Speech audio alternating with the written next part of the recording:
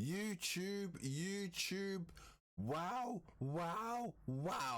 Arsenal versus Liverpool from the Emirates FA Cup. Full time. What a game. Jesus, I was just enjoying every single minute of it. Liverpool, as you know, running out 2-0 winners.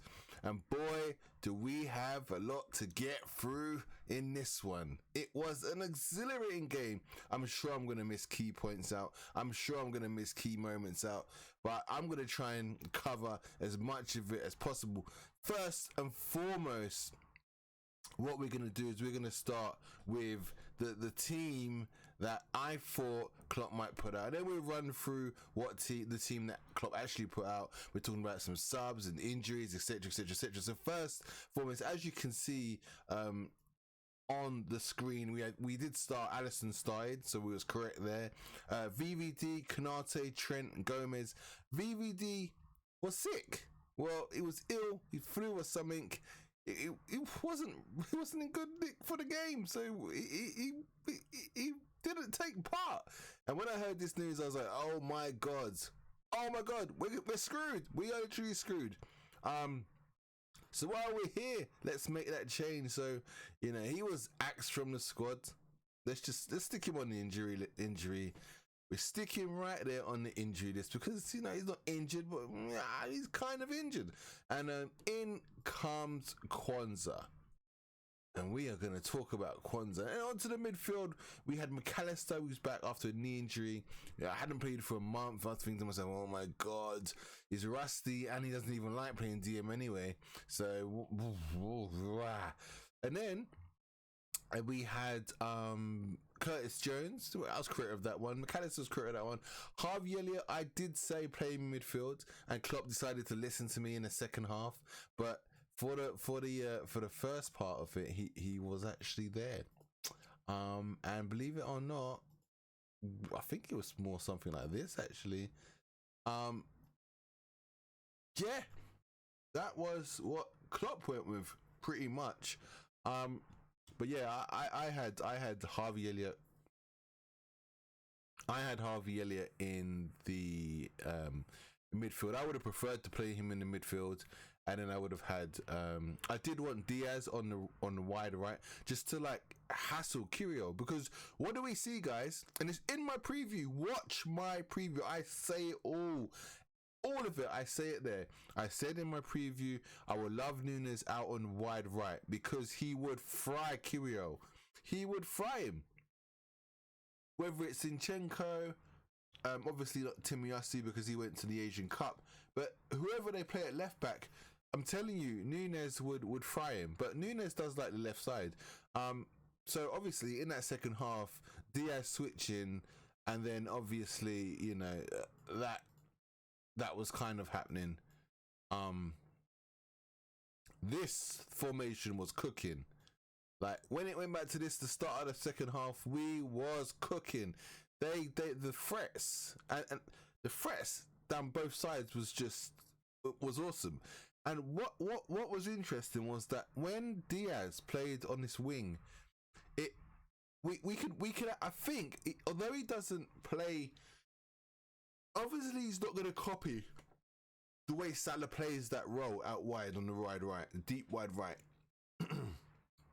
But he will play it in his own way, which you got to respect, right? He's not on like for like. He doesn't play like Salah. I personally think he's quicker than Salah on the ball. But I could see, we could, Trent deep passes. We could play that long ball we like to play. So now, whilst we don't have Salah, I think Diaz could be quite an outlet. I think we've found a way of playing, actually, which was very effective. We was cooking. So, yeah, without further ado, let's just switch it back to the way Klopp did have it. Gakpo was on the right, Nunez was central.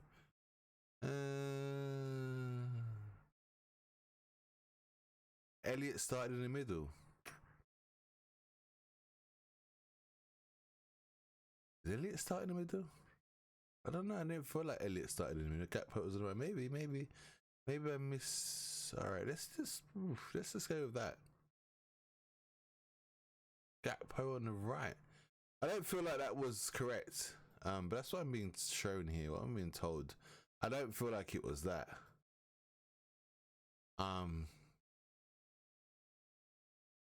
Because this midfield, I had this in. This was my midfield for the preview, and I think this midfield cooks. So this was a midfield that came out.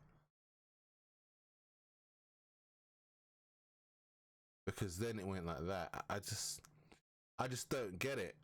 This is what I saw second half before Jota came on, and this was cooking. So I don't. So the only reason why it wouldn't be cooking is if there was, something not quite right, which would have been that. I'm sure to God it was like that. I'm gonna check it, but I'm just gonna leave it like this for now, because I swear that I really do feel like it was. I don't even know. It might have even been like this. I think it was this. I don't know. Maybe it was that, because I did see Gakpo on the right quite a bit. I did see Gakpo on the right. He was. I don't know. These guys were interchanging quite regularly though. I don't know. All right, let's just leave it. Let's just leave it like this. Maybe, I don't know.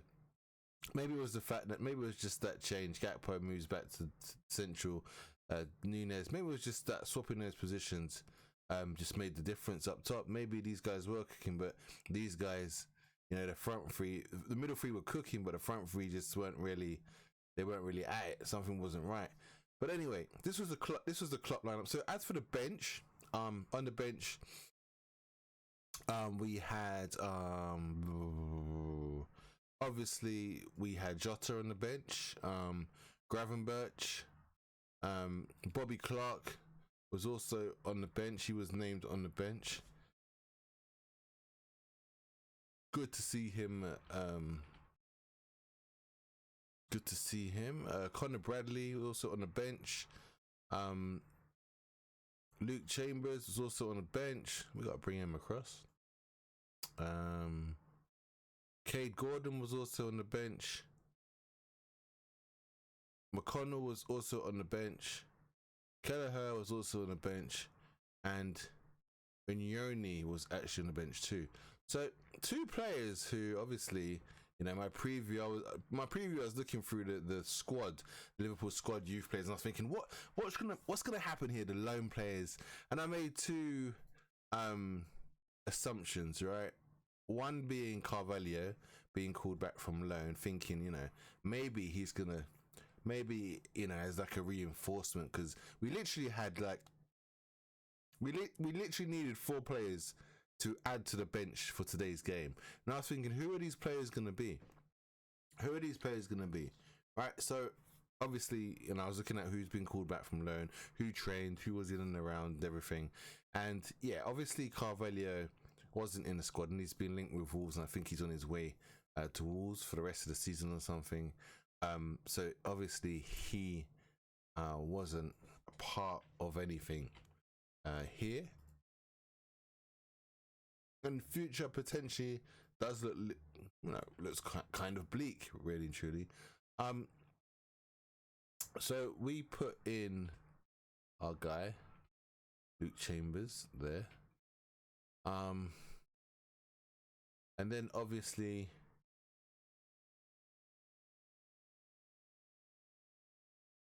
but Owen Beck, who I had in my squad, because he's a left back, I was thinking that maybe if we have an injury somewhere, he would be a good debutant. But at the same time, we had Luke Chambers, who's another one, left back. And Klopp ended up going with Luke Chambers, so I thought it was going to be Owen Beck, but ultimately it was Luke Chambers. So let's drop Owen Beck. He dropped Owen Beck, and obviously let's just move him in there. Just to fill the little gap. We'll move in one year along. I think one year's what? How old is one year? Like 16, 17? Very young. So first time on the bench, I think, isn't he? Or was he on the bench in one of the Europa games? Not sure, but very young. Never expected him to come on. Very, very good experience, you know, with the matchday squad and stuff. Signed from Leicester. Very, very, very, very cool cat. Hopefully fills out a little bit more. Yeah, good specimen. Large, quite tall specimen. Nice kid. But listen, this was pretty much, you know, this was the squad. You know, this was the bench. This is what we had. And I'll be honest with you, I personally think Klopp, I don't give out ratings very often, but if I was to give Klopp a rating today, I'd have to give him a 10. Klopp scored a hat-trick. He used practically every single person here. He didn't. That's false. It's not true. But he organized the squad. He assembled a squad. He assembled some Avengers on this bench. Bunch of Avengers sat on his, and he just listen. He came with a game plan. He knew his squad was minimalistic. The massive loss to VVD at the start did not help. Well, actually, may well have been a blessing in disguise. I'll be honest, because everyone now knows shit. We've lost our captain. We all have to try doubly hard. You know what that also meant? It meant this man has to absolutely step up and take the reins. This man needs to perform. Yeah? This man needs to put the effort in and work his socks off up there on his own, up top, chasing everything. This man needs to, you know, all these, they all need to step up. You know, we have no Salah either, no Endo, sorry. McAllister fresh from injury. Certain heads here knew what time it was. They knew they had to step up. And I thought that was key. Today it was a whole team effort. We united. No Old Trafford. No pun intended. But boy did we unite. The whole team, the whole squad, everybody. We all united. And it was fantastic. But Klopp, for me, as I said, Klopp won the game for us. He won the game for us, you know. I was content, right? I thought if we sat in, I didn't feel like Arsenal could score. It was only when we was playing out from the back. This side, as I've said in previews, was fine. And I think it's just the Konate Trent thing. I think they got a very good understanding, Konate and Trent. And I think Konate and Elliott do too, as well as Konate and Trent and Szoboszlai. Sorry, Trent and Elliott have good understanding, and so do Trent and Szoboszlai. Obviously, when Salah's there, Trent and Salah, Szoboszlai and Salah, Elliott and Salah, they have good link up. This right side, I say this again and again, this right side is smooth. It's smooth. It's always fit. Barely any injuries. You know, Konate is probably the most injured. You know, imagine this is Salah here, not Gakpo. Imagine it's Salah. It's a smooth right side. This side in this Arsenal game, these two, different wavelengths. I don't know what was happening with these two here. First half, I wanted Jones to get into the game more. He wasn't getting into the game. This, when the ball was passed along the back four, and it got to like from Konate to Kwanzaa wasn't quite the VVD. He didn't know how, he was scared to pass it into the middle. I don't know whether he didn't trust McAllister. I don't trust McAllister.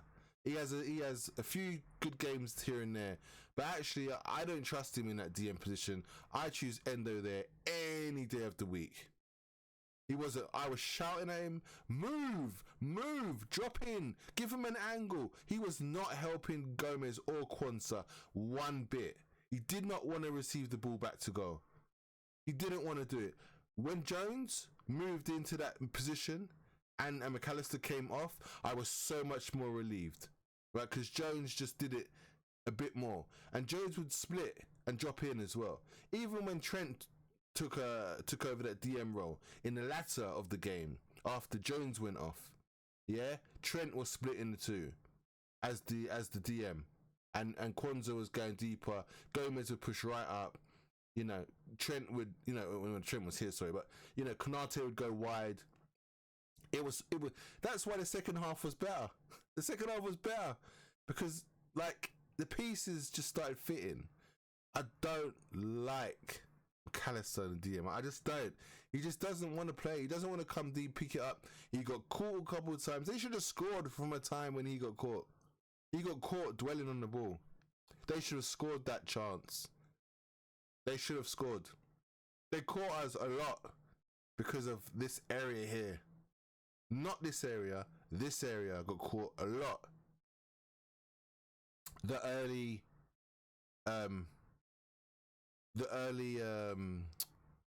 Gomez mistake where Saka was just in front of him, but you know, he managed to get a block on, and then Alisson picked the ball up. It was that. So many errors came from this part here, and I don't know what it was. I feel like part of it was McAllister showing like Jones weren't giving good enough angles, but ultimately when you get to here, you look for your DM, right, or you look to go back. You go, or you can look down the line, but these options just wasn't there for Gomez and Kwanzaa, and everyone was saying, "Oh, Kwanzaa, yeah, he wasn't playing out. He had the shocker. They was pushing him. Arsenal weren't pushing. Arsenal weren't doing anything like difficult. It was just that this man here wasn't moving well enough. Wasn't moving well enough for him. If it was Endo would have given him an option, created an angle for him to deal with it, for him to deal with the situation. It would have been perfect. No problem, no issue whatsoever. Would have been able to do it, but he never got it. They wasn't giving it to him, so he was just struggling, which was very, very, very, very annoying. Irritated the hell out of me. I was shouting so much. Yo, what are you doing? Move for him! I felt like I was in the goddamn football game. I thought it was me. I thought I was playing. Shit. So frustrating. So that was one of my main gripes. What else was there? There was I thought Gomez done I thought he done a reasonably good job on Saka. I don't think he was great. I thought it was reasonable. I thought it was good enough. I thought the tactics that Arteta deployed were very basic. Like they were amateur level with like tactics, weren't they? Really. He didn't want to risk Zinchenko, although I don't know if Zinchenko wasn't fit, was he? No, Zinchenko wasn't even fit. So we went with Kirill at left back. Sorry, Kirill at left back. Gabriel Saliba and then White, Odegaard, Rice, and Jorginho in the middle. So, I mean, I don't really know who else he's got to play at left back. I think he was a bit stuck, wasn't he? At left back with Kirill. So I don't think he had a choice. And then he went with Jorginho, what, Rice in the 8? Or Jorginho in the 8? Jorginho in the 8. Although I feel like I think it was more. I think Jorginho and Rice were kind of alternating. See, I don't think none of them are really 8s. Now, a lot of people say Rice can play the 8. The thing is with Rice is, if you play him in the 8, in the 8, he's so used to playing as a 6, a DM, that I think naturally it turns into like a 2-man DM, and then like Odegaard as the attacking midfielder with 2 DMs behind. I don't think Rice is a natural 6, a natural 8, and so he doesn't play the 8 role because he worries about being too far forward, because his instinct is to defend.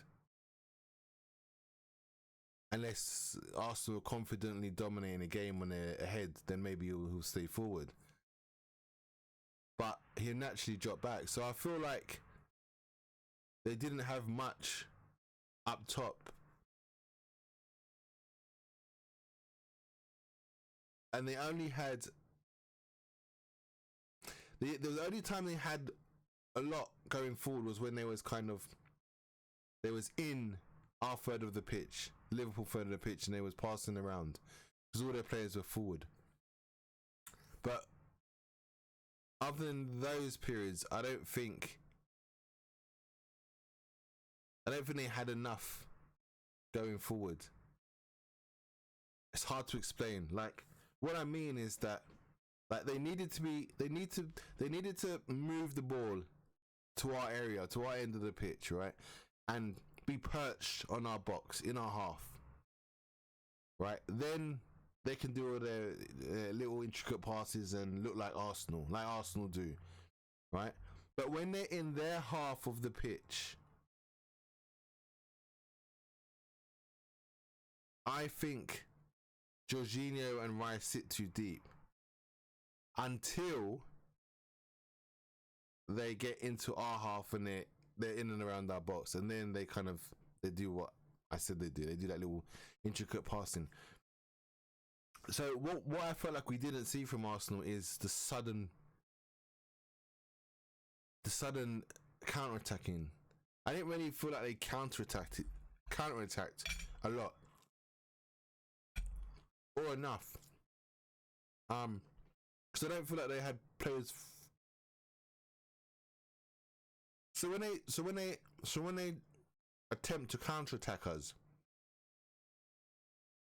let's say for instance Rice was playing the DM, and let's say Havertz was playing in the 8, and Odegaard is, the other one on the other side. You got 2 players when you're counter-attacking and you break away from your own box. You got 2 midfielders to hit further up, and they can continue to counter-attack with the strikers, the wingers, or whatever. But I think in this game it felt like there was only one, and that was Odegaard, because Rice would drop in with Jorginho to have that shield, more of a shield. So when it came to counter-attacking, there was one less person further up in Liverpool's half, or that could trouble Liverpool, like that could pick up the ball and then wait for support players, Arsenal players, to get forward to continue the counter-attack. I just felt there was lacking that extra body to help them spring their quicker counter-attacks. So I feel like we was able to deal with their counters because they had less players, just because of that, having Rice as in the 8. He wasn't really playing at 8. He was further back. So it was only when they actually got position in our box and they started passing the ball around where I felt like then Rice would look more like an 8, and because then it was just Jorginho sitting, but they would still interchange. So I wasn't really scared of their counter attacks because I didn't feel like that was happening. I didn't feel like Rice was playing as an 8. I felt like he was dropping back too far, which was comfortable for me personally. I don't mind that. I was fine. But for us, it was the opposite, because we had Jones and Harvey, who was in their half, and then we just had McAllister, so he wasn't as defensive. That's why our counter attacks looked really dangerous when we got them in the first half, especially. We had a few in the first half that looked very dangerous. That's why, because those two were pushed further up. And even though McAllister wasn't DM, Klopp doesn't want them drop it so deep. Klopp trusts his back four to deal with, the players who they are, they're the players that they're going to be marking. Klopp puts his trust into them winning their one-on-ones. And that's what it's about.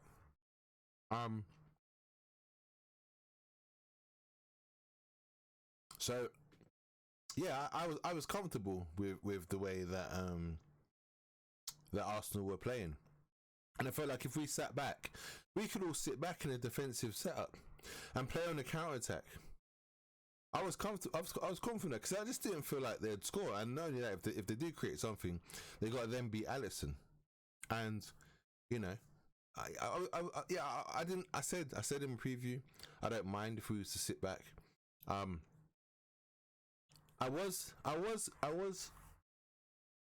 felt like we had to win with the first 11, and I said that in my preview as well. I feel like we've only got a first 11, and we had to win with our first 11. And I was surprised. To an extent, obviously we had Jota and Gravenberch on the bench. And I thought to myself, if we couldn't win with those players, then we weren't. It was going to be a long day. It's going to be difficult. I thought Arsenal would be a lot better. I thought they'd play a lot better. But I don't think they didn't. I think we was just very, very resolute.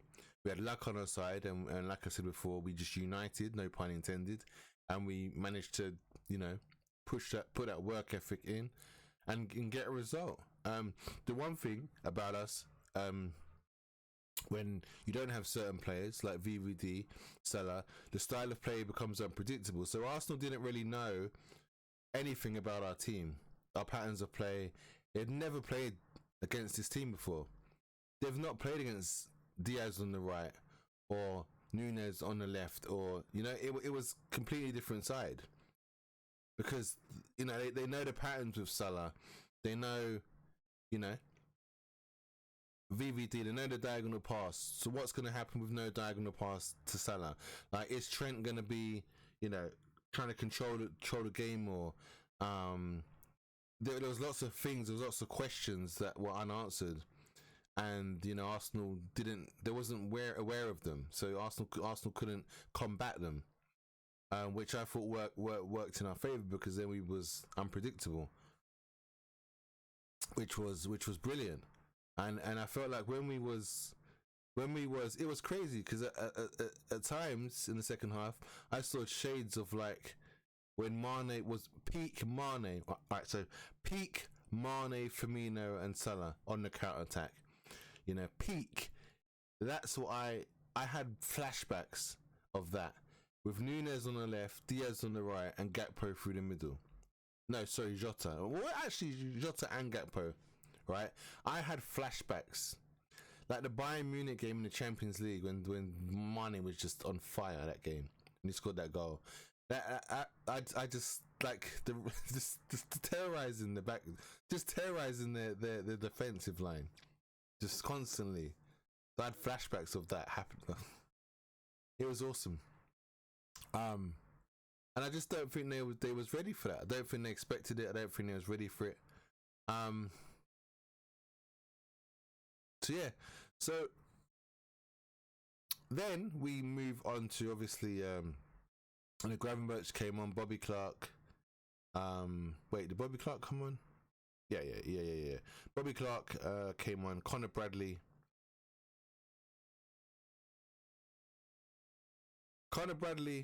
What was interesting as well is that Arteta thought he was smart, and I did stray off of Arteta a little bit, but he thought he would save Martinelli and Trossard for later on in the match. This guy thinks he's smart. You are a basic manager. Any of us sitting here talking about the game could have said every team does it. It's just so basic. Like, you are a manager, right? Arteta, you are a manager, and you are earning X amount of money, and the best you can do is to say to yourself, oh, we'll keep Martinelli on the bench. When Trent gets tired, right? We can spring Martinelli on the left side. How obvious is that trick? Everybody knows.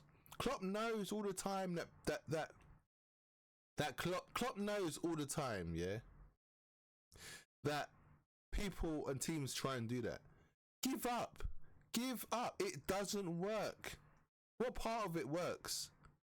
And I actually think it's a reverse psychology now. I actually think Klopp does that on purpose so that teams actually nullify some of their players just to play to Trent. Like, for instance, by having Konate coming across, right? Konate has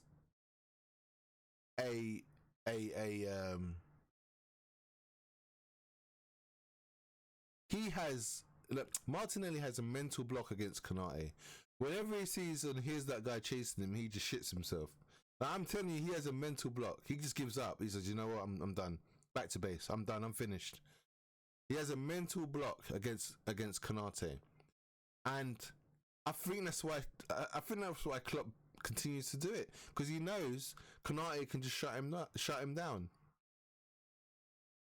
But how lame are you as a manager to just think that you can hold Martinelli and then release him when Trent's tired later on in the game and expect to win? It's such an obvious and basic tactic. You know what was so sweet? You know what was just the icing on the cake, the cherry on top? You know what it was? When he just put on Connor Bradley. When he just put on Connor Bradley, right? He put on Connor Bradley, moved Trent into the middle. It was superb. You know why? Because then Martinelli did not know how to deal with Connor Bradley. Didn't know how to deal with him. Never played against him before. Doesn't know his weaknesses or strengths. Never beaten him before in a game. It's all new. And then that's when you see how good a winger is. Can you beat a guy you've never faced before? Are you skillful enough to beat a guy you've never faced before? Because Martinelli has all the confidence against Trent. He knows he's skinned Trent a few times in this match, but Konate just, you know, came across and just backed him up, just dealt with him, you know. But when Connor Bradley come on, it was literally a good night, because not only did he have Connor Bradley then, who he has no idea how to deal with, how to play against, he also had Konate, which meant just forget about it. And as soon as Klopp made that change, I thought, ding, you effing genius. And you know what? He had this man on the bench for that exact goddamn reason. 100%. That's why Connor Bradley was on the bench, because at this part of the game, he was going to come on, because Klopp knew that Arteta was going to have Martinelli sit on the bench. He knew it. He knew he was going to hold something back in reserve.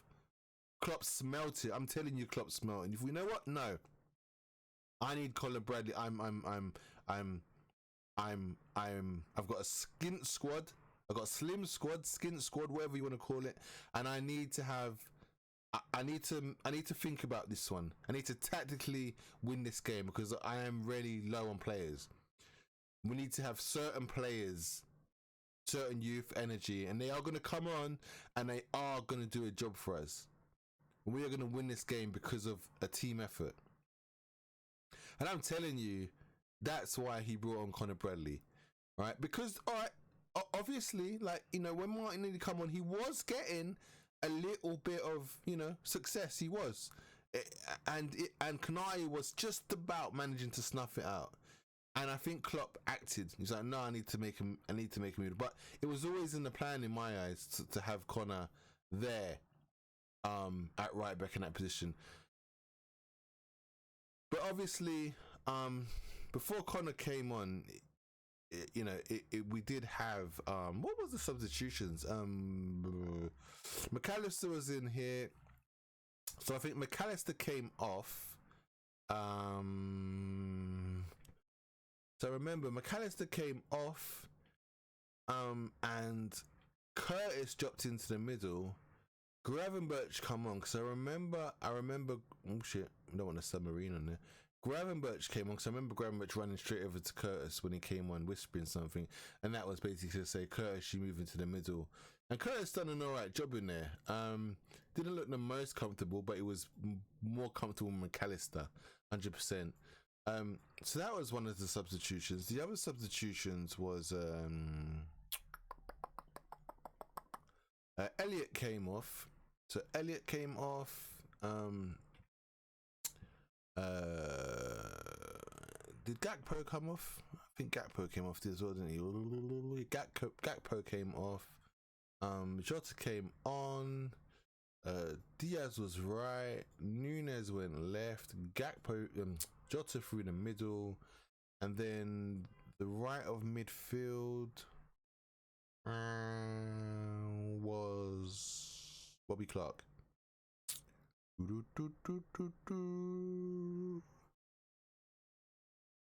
Bobby Clark came on the right midfield.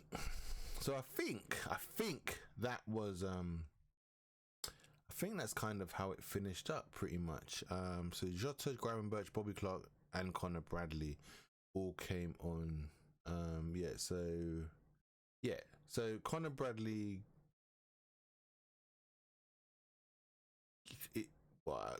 Jones came off. Jones came off too, actually.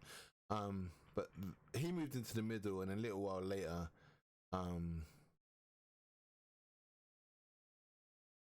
Trent moved into the middle, and then Connor Bradley came on at right back. Yes, it was kind of that order of substitutions and sort of movement around the pitch, and it was fantastic, you know. Bobby Clark taking a yellow card, stopping an attack from I think it was Odegaard or somebody. Pivotal, absolutely pivotal. Fabinho could have done with doing that a few times last season as well. We went on to lose and concede goals because he didn't. Same as Jordan Henderson, but just took him out. Alexander Arnold did it as well. I remember. I think it wasn't him. I think Gravenberch did it. And Bobby Clark did it.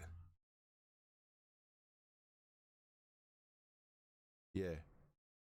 I thought Connor Bradley had one as well. Connor Bradley didn't get yellow card. No, he didn't. He didn't get one. But yeah, that was. But these two, you know, I mean, it was definitely energy. You know, Jones would run his socks off. Gravenberch came on, wasn't too bad. It was alright, it was good. Didn't let the side down. Trent, you know, just in the middle. I'm not a fan of Trent in the DM role here, but I think just because of the amount of players and stuff, options Klopp had available. I mean, if he puts in a fresh young player, back him up with the energy, can probably cover him, help see out the game. You know, got lots of energy there, so there's no reason why, you know, there's no reason whatsoever why, you know, Trent can't be protected. You know, he's not a proper DM, but these guys can, you know, work around him, work with him. I don't see why that's going to be a problem. You know, Konate also. So yeah, it ended up pretty comfortable. Trying to think what else it was. What else? It was a crazy game. Forget half of it. I need to watch the match again. Need to watch it again. But what a performance from the young boys. But as I said before, I think personally it was a master stroke from Klopp. He knew what he's getting himself into. He knew what kind of squad he had available, especially after Van Dijk dropped out. You know, it was immense. Jota came on, and the Arsenal faces just like they were just like, what? Oh my God, Jota! We hate Jota. We hate Jota. The look on their faces when he came on the pitch, because you know Jota always does shit against Arsenal. Young boy didn't get to see the grass. Didn't get to tread on grass, but you know, another time. Plenty of games ahead, young man. you know. But yes, I think we should just quickly go through some ratings, because I think some of these deserve their plaudits, don't they? For sure. So let's move across to the rating screen. This has been quite a long one, longer than I expected to be honest. Right, let's start with Alisson. Any big saves from Alisson? I can't even remember. I remember the catch at the end of the game when the corner, was it a corner or a free kick, and he just come and caught it. That was massive. I think there was a couple big saves. Havertz shot early on. Yeah, I'm gonna go for an 8.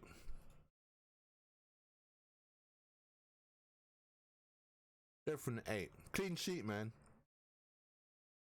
Gotta be an 8 minimum, right? Gomez. What are we saying for Gomez? I don't know if he was fantastic.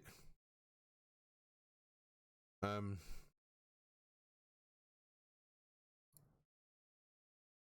feel like he's like a 7.5. Going forward, he wasn't too bad. I'll give him a 7.5. Trent. Defensively, when Martinelli came on, Trent did start to suck just a little bit. But he hit the bar, that shot. He was instrumental throughout the whole game. He was in a number of positions, dropping between defenders in the DM role. Trent was pretty sick today. I'm not gonna lie. He was pretty good, barring those defensive laps. But guy's tired. Like literally been everywhere on his goddamn pitch. I swear at times he was even like along here. Well, I'd love to see his heat map for this match. Love to see it. I think I have to give Trent an 8.5. Kwanzaa.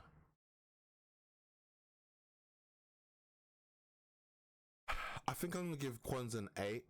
I think the only part of his game which I felt like let me down a little bit was playing passes into midfield. But again, I explained it earlier. I feel like Mac was sucking real bad, and I didn't think Jones helped him too tough either. Let's just switch these around. Elliot, Gakpo. Right, so I didn't feel like Jones helped him much. He or Gomez, to be fair. But that's the only part of Kwanzaa where I thought his game was a bit meh today. We're just playing it into midfield, and this whole left side here was just a bit weird today. Nearly cost us. Luckily, we got away with it. Man of the match today was Konate. Official man of the match was Konate. Absolute beast. Konate was excellent today. Excellent. 9.5. He stood up today. He said, "Rah, my guy VVD is not here. I need to step up. I gotta show mini VVD what the deal is. I gotta show VVQ the D. What? The D? The deal." Not the D. We don't want him to. We don't want Konate showing Kwanzaa his D now. No, we don't want that. No, we don't want that. That could be dangerous. But listen, yeah, we need to. Konate needed to show VVQ how it's done. Yeah, Virgil van Kwanzaa. Train him up. Nah, but Konate had to step up. And boy did he step up. He was an animal today. He was a beast, man. What a player. He did everything today. Into midfield, wide, interceptions, headers, one-on-ones. The guy was an absolute dinosaur. That guy was a T-Rex, just yamming everything. Everybody, everything was insane. 9.5. If he had scored, I would have given him a 10. But even an assist, probably would have got a 10. I don't even know. Did he get an assist? Probably not. Definitely so. No, he didn't.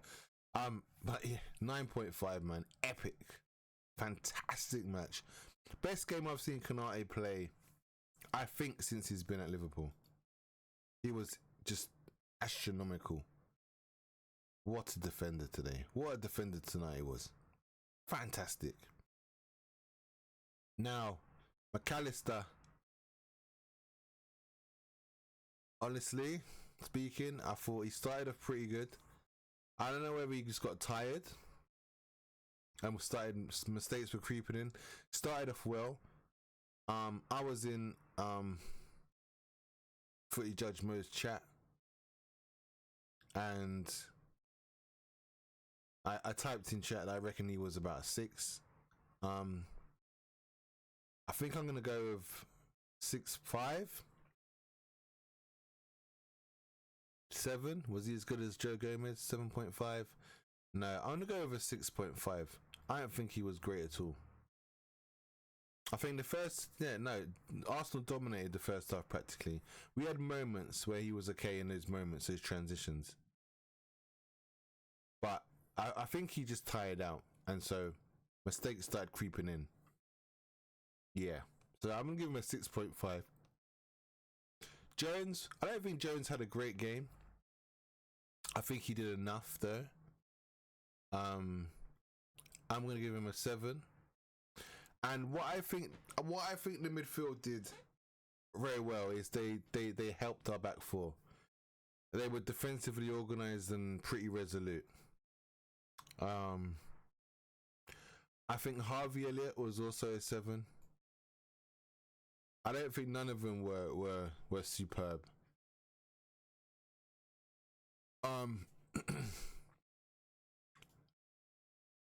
Attackers.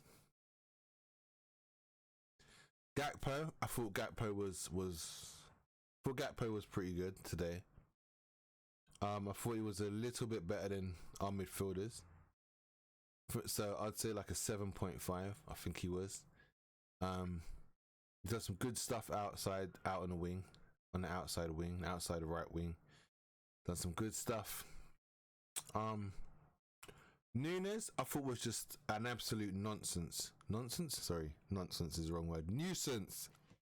I meant to say nuisance. I thought it was an absolute nuisance today. And I loved it. Every minute of it. I don't even care if he didn't score. Causing problems all over the gaff. I thought it was just, I love it. I love it. I don't even bother me that he didn't score. Obviously, I was like shouting, Nunez, man, what are you doing? What are you doing? Blah, blah. How can you miss that pass? That's such an easy pass. Oh my God, how did you miss that shot? But listen, the guy keeps going and going and going and going and going. And eventually something gives, right? Eventually something always gives. Has to give. So I'm gonna give him, I think he was an 8. He had some good chances, man. Had some good chances. Diaz, I thought was very good today as well. Played on the left, switched to the right. Thought he was just a problem. Should have done better with some of his half chances he had, I reckon. Out of the front three, I think he was probably the best. Plus he got the goal, the killer goal. I'm gonna give him an 8.5. So many other players that came on, you know.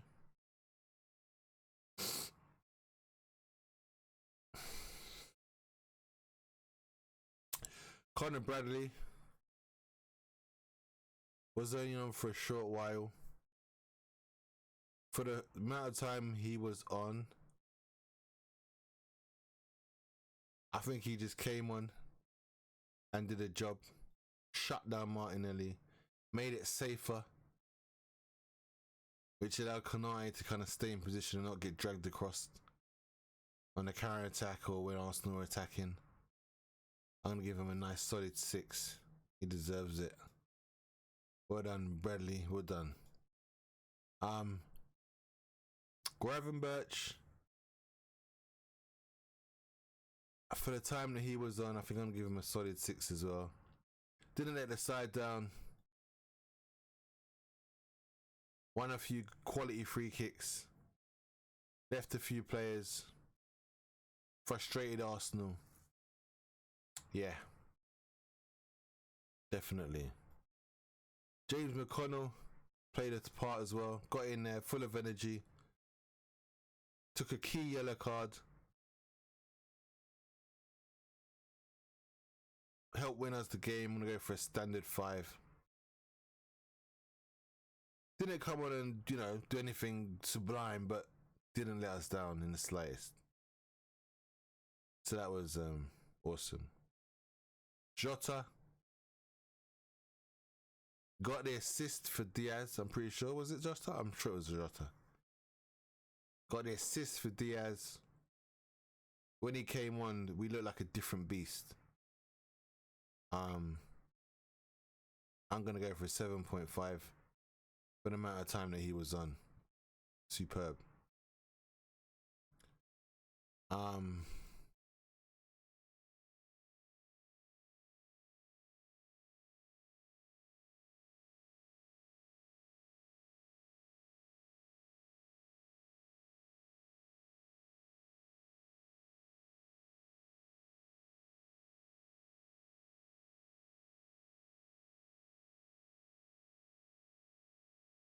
Shame, James McConnell didn't even come on. I meant to say Bobby Clark. The Bobby Clark. Yeah, Bobby Clark gets a 6. Excuse me, not James McConnell, Bobby Clark. Getting these guys modelled up. So yeah, there was the 4 substitutions. Gravenberch, Clark, Jota, and Bradley. They were the ratings. Look at our injuries, man. Sabozalai, Doak, Van Dijk. At least Van Dijk will be back. A tip, man. Even Badgertich. What are you doing, bro? Get well soon. Get well soon. Can't believe we won at the Emirates. Look at the side. Look at our bench. We won at the Emirates. We couldn't even win at the Anfield with a stronger team. We win at the Emirates. Just goes to show, right? And I'm so glad we didn't concede a goal first. And I'm not surprised we didn't, because at Anfield we was complacent, cocky, optimistic. But away from home, you have to start sharp because you know your home side is going to come out at you. Especially Arsenal. Arsenal are always going to be up for it and come straight out for us. But at home, we're the reverse. We should really get our team straight away from the off, not concede early. But instead, at any Anfield game, we allowed them to come at us and we was complacent and thought, oh yeah, we're at Anfield, we're going to win. 12th man will get us over the line. Nope, and we concede early. So glad that Reece Nelson chance just didn't happen. So glad he fluffed it. Because that was big. They had a lot of chances that was big that they fluffed, to be fair. But yeah. I can't think of anything else. Try to think of moments.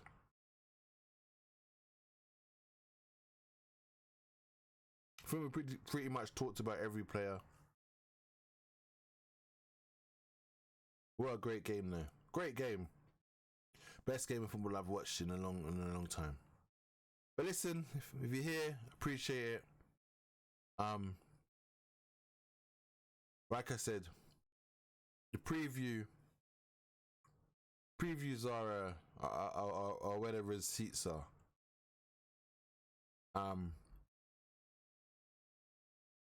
They're the ones where it's all said before it actually happens, because hindsight is a fine thing. But for me, Klopp also, you know what, let's rate Klopp. I ain't got like a picture for Klopp, but Klopp's gonna get a 10. Master stroke. That was a difference for me. Klopp and Arteta today. Klopp is just Klopp. He won us in. Klopp won us today's game. You know, forced the assist from Trent. You know, the cross into the box, forcing the goal from Kyrgios, own goal, and then obviously the Jota pass to Diaz. I just feel like his substitutions today, moving players around, using what he had available to him. You know, if there's injuries, you know, to either a winger of some kind, you know, you've got Cade Gordon waiting there to come on, young buck, even a midfielder. Luckily, we didn't get any injuries in midfield, but you know, things could have gone completely different. You know, Conor Bradley could have come on earlier because someone got injured. You know, or you know, Bobby Clark could have had to come on earlier because, you know, Gravenberch pulls a muscle, or Jones gets injured, or Harvey gets injured. So then, you know, Bobby Clark is on earlier. Everything just fell into plan and perfect timing. But the thing is, I do think Klopp has a timeline. And because we had no injuries, I felt like he used the players on the bench how he planned to use them before.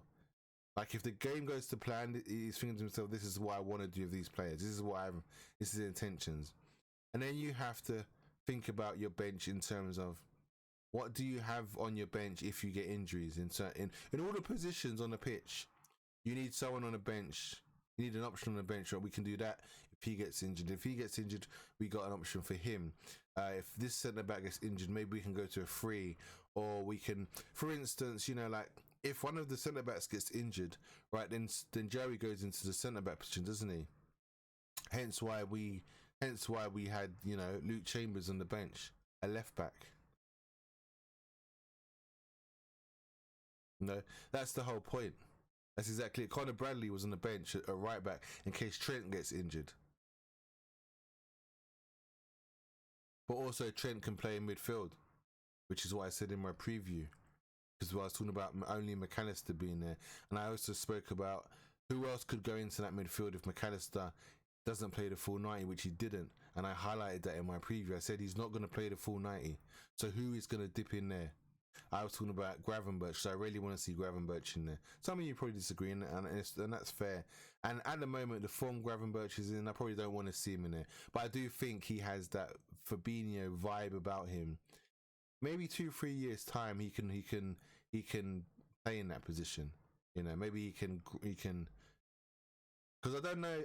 Not even sure Gravenberch is showing me, you know, attacking 8 vibes at the moment. I don't know if he's or 10 vibes. I'm not sure. I'm not really sure what he's showing me. But I feel like he has Fabinho build and Fabinho potential in the 6th position. But who knows? That's just me and what I'm thinking. Probably too far out of the box, but hey. But I did say in a preview about that McAllister position is going to be a problem. What are we going to do there? Is Trent going to move there? If Trent moves there, we need to bring on someone at right back. Who's going to go to right back? Will Gomez switch to right back? Will Conor Bradley come on? You know, so this is why I feel like Klopp, the players he had on the bench, he won us this game. Simple as that. YouTube, guys and girls, ladies and gentlemen, people of all ages. Yeah. Thanks. I'm lost for words. I'm so happy. I'm so chuffed with this. I just want to talk more about it, but I got nothing else to say. We done it, guys. We done it. We're through to the next round. Don't know who we've drawn. Drawn's probably been made, or is it made? I don't know if it's made. I don't know if it's made today. Might be made in a few days' time or something. I don't know. We've done it. So yeah. Ladies and gentlemen, boys and girls, people of all ages, I've been the Red Mr. FC Ninja. And hopefully I'll see you in the next one. Take it easy, be safe, be good. I'm out of here.